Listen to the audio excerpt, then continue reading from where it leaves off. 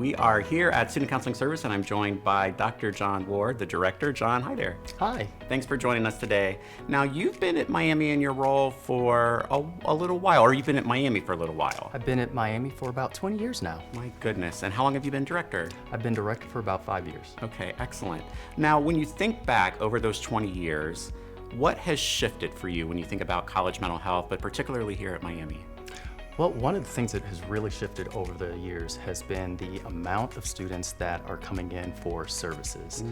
Probably 20 years ago, we were seeing around 8,000 students per year. Now we're up to about 11 to 12,000 appointments that we're seeing per year. Wow, so you all stay busy. We do, absolutely. What would you attribute that to? Do you think that, those extra 3,000 or 4,000 students a year that come in? Oh, absolutely. Wow. When I think about the reason for more students coming in, a couple things come to mind. One would be stigma, or actually decreased stigma. So when I think about generations now, or the cohorts that are coming into Miami, they don't have the same level of stigma related to mental health issues that some of the previous generations did.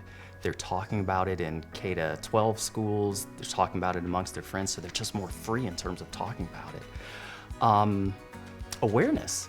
So over the time that I've been here, we've been doing quite a bit in terms of trying to reach out to the students and saying, if you need help, we're here. Okay.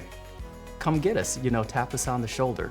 And so the students are actually doing that now, and so that relates to one of the reasons that we're probably seeing more students. That makes so much sense. What do you like about this space? What helps set this space apart, or what excites you about this space? One of the things that is really cool about this space is that we're able to expand to meet the needs of the students that we have. So when I think about the office space for individual therapy, I'm really excited about that and the space that folks have just to do that type of work. But then also I think about the groups that we have and the opportunity to really expand our group offerings and the group programs because what we have here in this space is really cool for that. But we offer group because we know that it's effective. It works really well for the college student population. Wow, amazing. What are some examples of groups that you have, or groups that seem to always run every single year without fail? Oh, absolutely. So we're always going to have groups that are based upon anxiety and helping students deal with the anxiety and stressors that they have. We have a grief group to help people through that process that they might be going through in life. We have an art therapy group that's really fun and neat and offers a different medium for people to sort of express themselves and get those emotions out there and talk. Wonderful. You mentioned anxiety, which then also made me wonder, what are some of the most common concerns that students bring into the space? So when we're thinking about counseling, one of the most common concerns is anxiety, right? Followed by probably depression after that. But when I think about anxiety and depression, they're really two different sides of the same coin.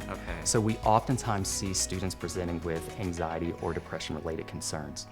But that third would probably be relational types of concerns, or perhaps transitions.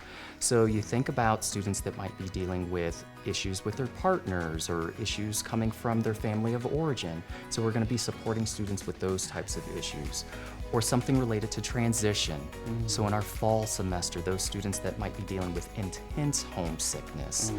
Or our seniors, as they graduate, thinking about spreading their wings and going out into the world, but having some apprehension about that they really need some professional support to sort of get over so that they can succeed. I'm wondering though about parents, alumni, even friends of the university, if you've noticed more attention on mental health and how that's even looked by way of folks supporting the work that you're doing. Absolutely.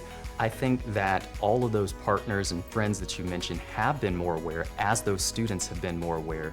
And one of the things that has been really awesome is that folks have taken an opportunity to say that we want to support in some way the work that you all are doing. So whether that's offering time or some level of resource, folks can really make a huge difference in terms of supporting the work that we're doing here to support our students.